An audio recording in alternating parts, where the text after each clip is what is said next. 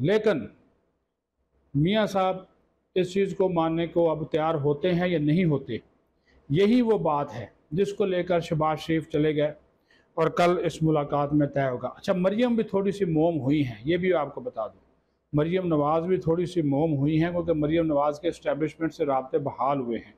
मरियम भी ये चाहती हैं कि अब्बा जी जो है ना अपने रवैये में, अपने मौक़िफ़ में थोड़ी सी नरमी लाएँ और लचक लाएँ, और फिर उन्होंने कहा कि अगर वो नरमी और लचक लाएंगे तो फिर हम जो है आने वाली जो हुकूमत है वो बेहतर तौर पे हम संभाल सकेंगे, उसको चला सकेंगे। तो ये भी एक उनकी तरफ से बात कही गई। लेकिन क्या अब नवाज शरीफ इस चीज़ को मानते हैं?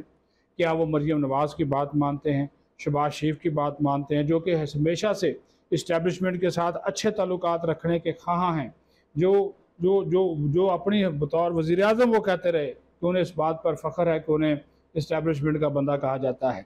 वो तो ख़ुद इसका चीज़ का इकरार करते थे। तो वो वाक़ और इस्टेब्लिशमेंट भी उनको पसंद करती है। तो अब अगर नवाज शरीफ 21 को वापस नहीं आते तो ये भी एक बहुत बड़ा फिर सवालिया निशान होगा कि क्या फिर मुस्लिम लीग नून आम इंतखाबात में कामयाबी हासिल कर सकेगी नवाज शरीफ के बगैर?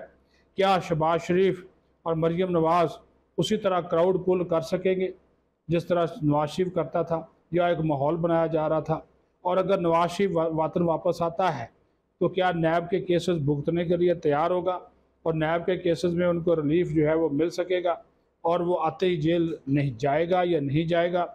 इसके ऊपर अब कल बड़ी इंपॉर्टेंट मीटिंग हो रही है और नवाज शरीफ इस मीटिंग के बाद कुछ अहम ऐलानात भी कर सकते हैं। ये चीज़ों को देखने चाहिए।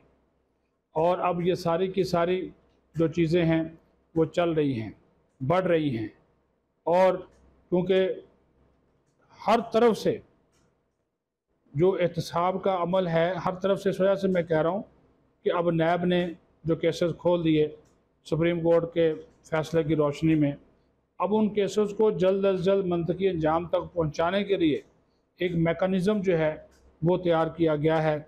और उस मेकनिज़म में और ऐसे केसेस को मंतकी अंजाम तक पहुँचाने के लिए भी बड़े बुनियादी नोयत के फ़ैसले किए गए कि हसास अदारों से इंटेलिजेंस अफसरान लिए जाएंगे जो इन केसेस की तहकीकात करेंगे। डेपुटेशन पर उनको नैब में लाया जाएगा।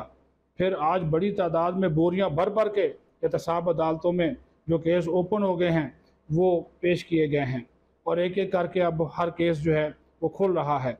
81 केसेस सिर्फ आज करप्शन केसेस जो हैं सिर्फ पिंडी इस्लामाबाद की जो एहतसाब अदालत है वहाँ पे पेश किए गए हैं।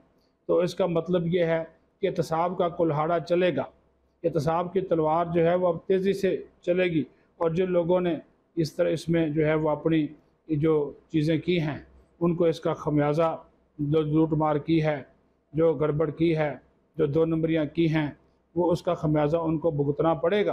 तो ये चीज़ें चल रही हैं, इसको देखना, इस पर गौर करना, इन सारे मामलात को वो बहुत जो है वो ज़रूरी है। तो इसी वजह से आज का ये जो वीलॉग है बड़ा अहम है। 2 चीज़ें इसमें मैंने आपको बता दी। कल का नवाज शरीफ का और शहबाज शरीफ का जो इजलास है वो बड़ा अहमियत का हामिल है, और साथ ही साथ फिर ये जो करप्शन के ख़िलाफ़ एक कुल्हाड़ा नैब का तेज़ हुआ है, केसेस दोबारा खुल गए हैं, इससे हर सियासतदान अब परेशान है, क्योंकि हर एक को अब ये जो जिनके केसेस ख़त्म हो गए थे अब वो बहाल हो गए हैं, तो उनकी शामत जो है वो आ सकती है। अपना ख्याल रखें। पाकिस्तान